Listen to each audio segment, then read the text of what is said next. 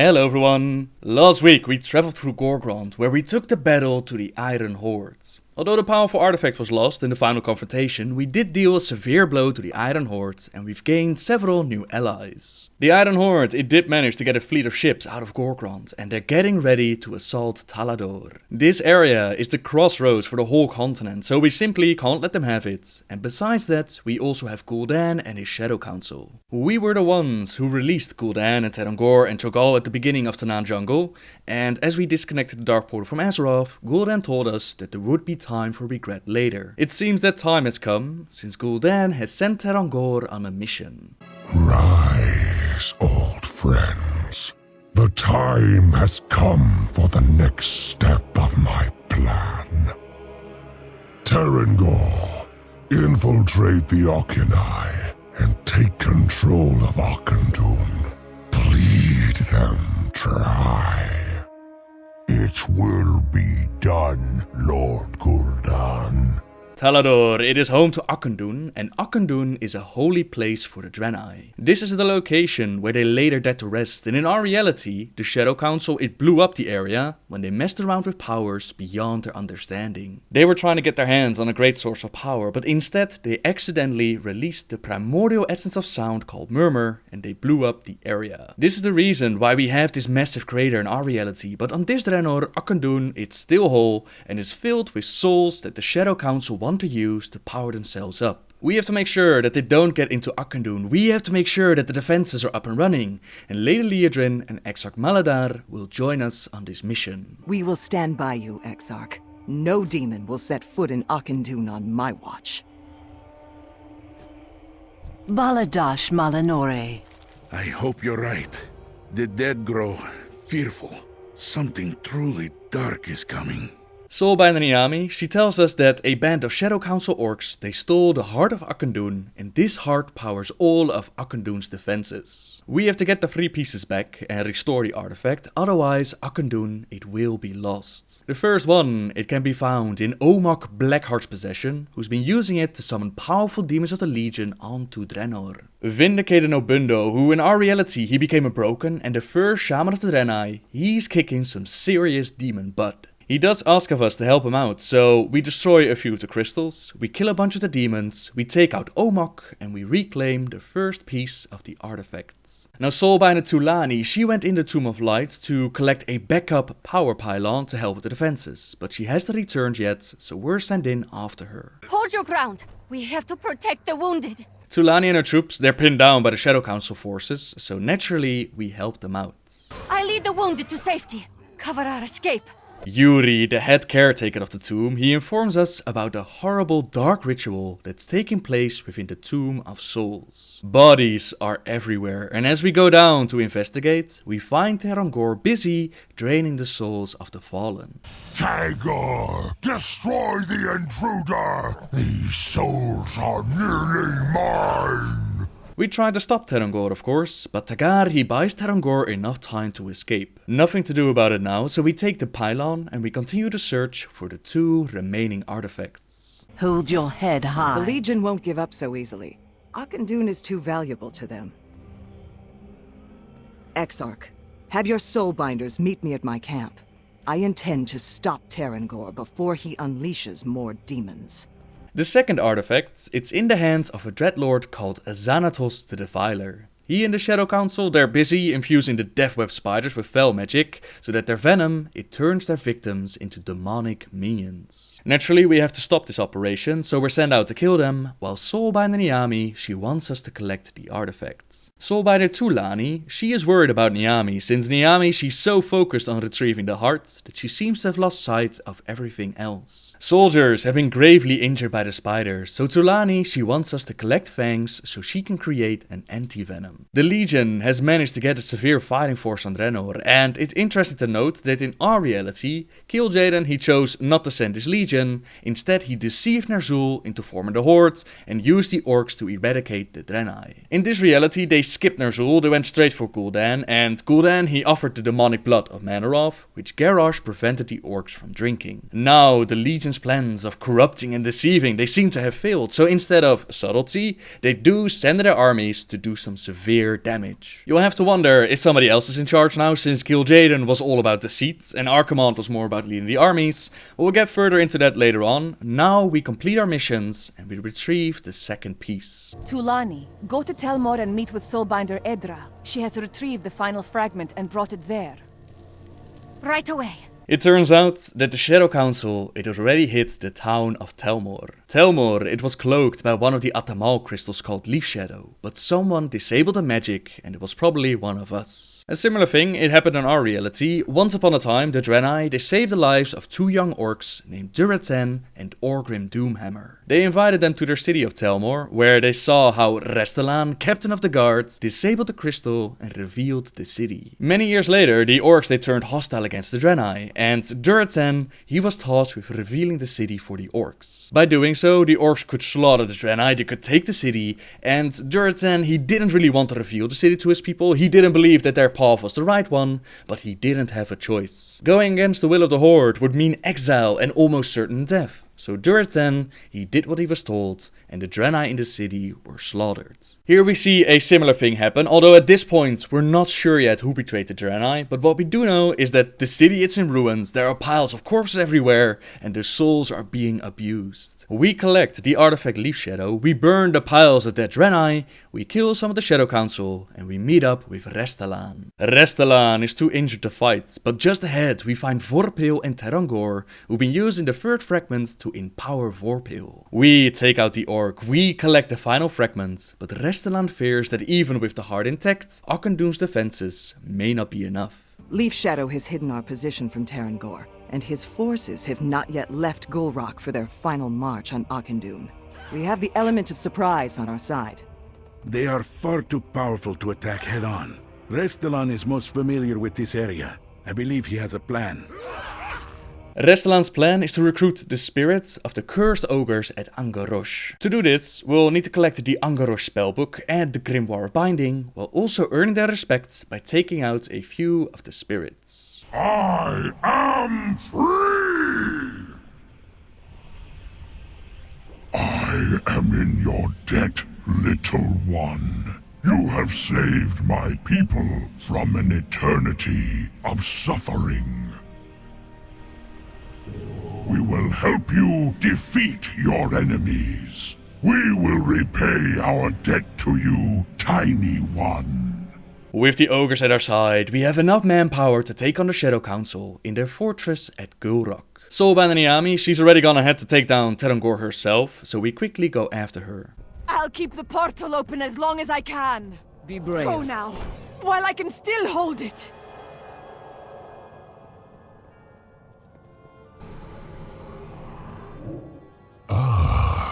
The thorn in my side has arrived. It's time I taught you a lesson.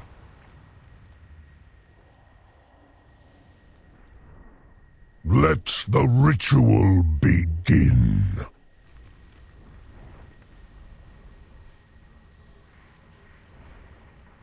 I lend you my strength, Master. Lord Mongrathod, hear my call. This mortal threatens the Master's plans. Come, Teron'gor. Our contact has provided another entrance to Auchindoun. Your feast of souls awaits. Your suffering will be legendary. You won't stand alone. The light gives us strength. The portal, it leads to a whole different planet, the ruins of Xandros. Gul'dan and Teron'gor, they quickly make their escape as they summon the creature that destroyed the planets. Mangrafar, it's a mighty demon, but together with the ogres, with Liadrin and Maladar, we managed to take him out. Vermin! I will turn your world to ash! I have it! You Finish will never it! defeat the light, demon!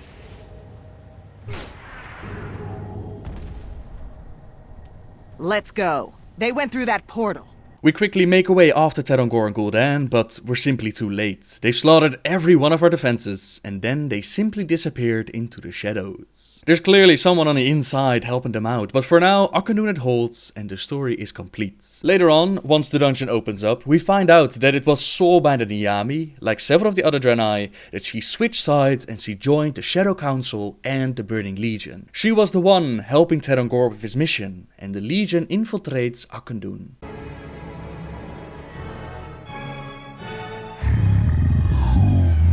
The Draenei held such delicious treasures in their temple. Do you dare challenge me, defenders of Auchindoun?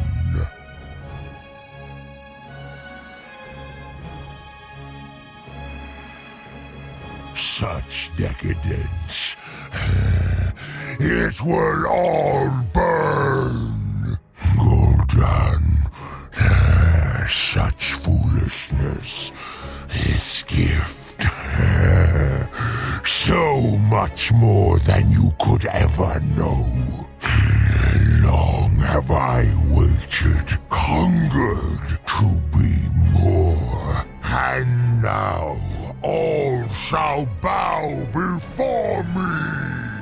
In the end, we face off against Teron'gor, and during the cinematic, he claims that Gul'dan, he's a fool to give him this gift. The powers granted by the souls are incredible, and it seems like Teron'gor is done serving Gul'dan. We try to stop Teron'gor, of course, but before we get a chance to finish him off, he jumps off the platform and he makes his escape. I personally really hope that we'll see more of Teron'gor in this story, and especially the whole Burning Legion storyline, since this one is really interesting to me. A toy that you can collect is called the Burning Legion Missive, and if you use it, it will show an image of Archimonde with several different messages. One of these messages is Archimonde telling Kil'jaeden that he has failed. The orcs did not drink Emmanuel's blood, and Archimonde does not care about Kil'jaeden's vendetta against the Draenei, but he does realize that the Draenei souls, they may still prove useful. So I wonder if Kil'jaeden has been replaced and perhaps that Archimonde is now in charge. Perhaps Archimonde will show up later. I would love if Blizzard would pull another Sunwell instead of Kil'jaeden, we get an Archimonde fight. I would love to see that, but who knows what the expansion might bring. Now that's one of the major storylines done, but there's another one going on. Besides the Shadow Council and the Legion, we also have the Iron Horde that's trying to claim Talador and Shefrath City as their own. For the Alliance, you'll be partying with Yurel, Marad and Talon Dark Anvil, while on the Horde you'll have Durotan, Draka and Gaslow. Both factions, they get a mirrored experience in the storyline, so it doesn't matter if you do Alliance or Horde. For this video I'll do the Horde sides, and for this one, Durotan and the rest of them are waiting at Frostwolf Overlook, where Durotan is keeping an eye on the Iron Horde. You are my vanguard. These shores are ours. Leave no enemy alive. Iron will, iron blood. Go forth to victory! Orgrim Doomhammer is leading the Iron Horde's assault, and Durotan can't believe that his old friend would still support the Iron Horde after all the destruction they've caused. For those unaware, Orgrim and Durotan, they are longtime friends, and this is very unusual since they're from different clans. Durotan, he's from the Frostwolf clan, while Orgrim comes from the Blackrock clan, but these two, they defied all traditions and they became friends. In our reality, Durotan, he never stepped away from the Horde, but in this reality he did, and he now realizes that Orgrim, he stayed loyal to the Iron Horde. Apparently, he expected that his longtime friend would also step away, but Orgrim, he is loyal to his war chief Blackhand. Together with Durotan, we confront Orgrim and we try to reason with him. Orgrim! Brother, what have you done? Brother, you have allied with enemy invaders, Durotan. You've chosen your side. Can you not see it? The Iron Horde will destroy Draenor. My visions show me otherwise. See reason, old friend. You must stop this lunacy. War is not a time for reason. Lieutenant, deal with them. Orgrim has seen visions in which we are the bad guys, we are the ones destroying Draenor, so he decided to stick with the Iron Horde. It doesn't seem like he will listen to reason, so we get busy with taking out several of the orcs, we destroy some of the equipment, and we collect some explosives. As we do, we find Engineer Drexen with a decommissioned iron shredder. These shredders, they were not completely operational, and they did severe damage to the orcs, so we bring it back to Gaslow to get it fixed and turn it against our enemies. To do this, Gaslow requires a few to manual pages, so we collect those for him, while also destroying some of the cannons and killing some of the orcs. At Durotan's Grasp, we get another look at Orgrim and the Iron Horde's operations.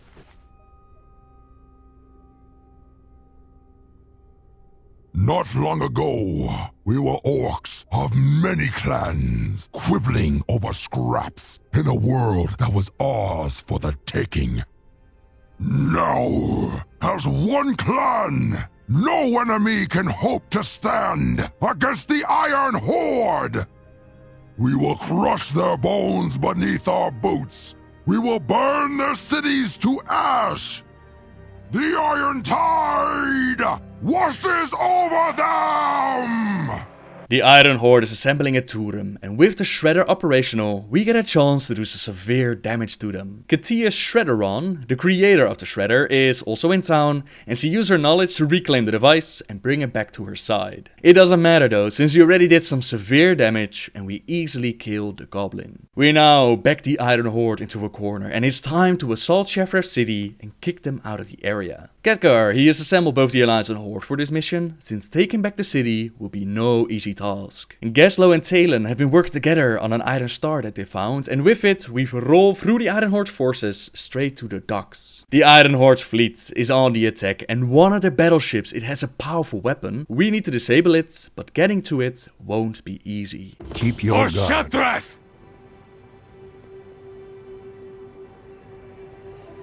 I can clear the way to the flagship. Hold off these invaders while I finish my spell. Observe and reflect. It is finished. I must rest a moment. The flagship is up ahead. I will join you there once I regain my energy. Draga, join the Draenor in searching for any survivors. Of course. Forward! This super weapon is on one of these ships! Follow me!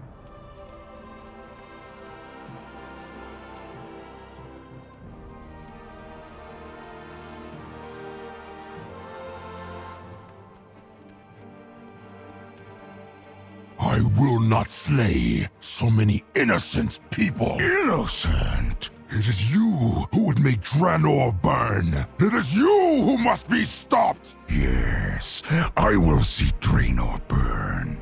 You, traitor, will not. We will hold off Blackhand! Destroy that weapon! Champion, speak with me when you are ready to travel to the enemy battleship. It seems like somewhere along the way, Orgrim had a change of heart, and he now stands against his war chief. Durotan, Euro and Marat, they teleport up to help fight Blackhand, while we take on the ship with the cannon. Don't let this nuisance anywhere near the cannon!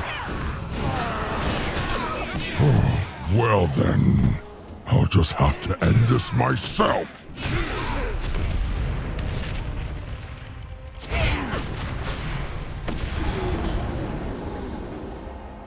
They need your help with Blackhand. I can get you there. Speak with me when you're ready. We will find a way through this. Come back in one piece.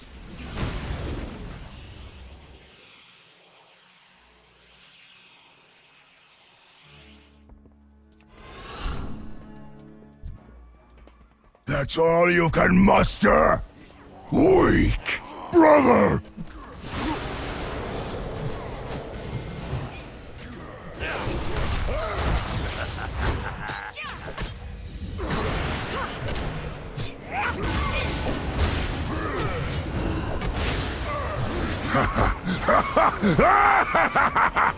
Didn't anyone ever tell you not to play with fire?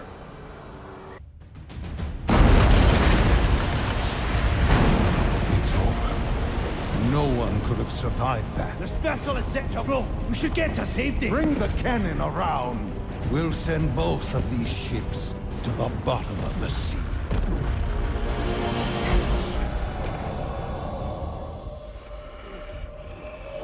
Marad. How? In the light, we are one.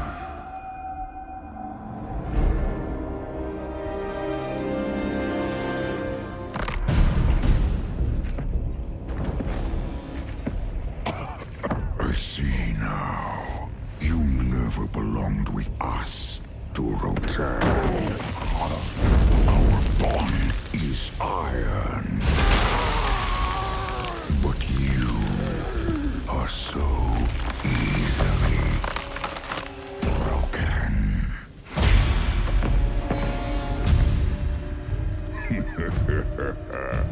What do you want, little girl?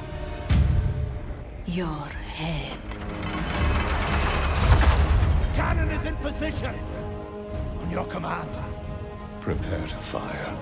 Such arrogance to believe that you alone could defeat me.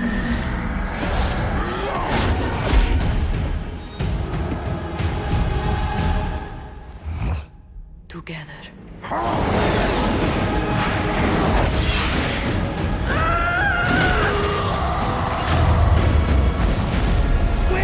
You're alive! I've got them. You will all die! Just you.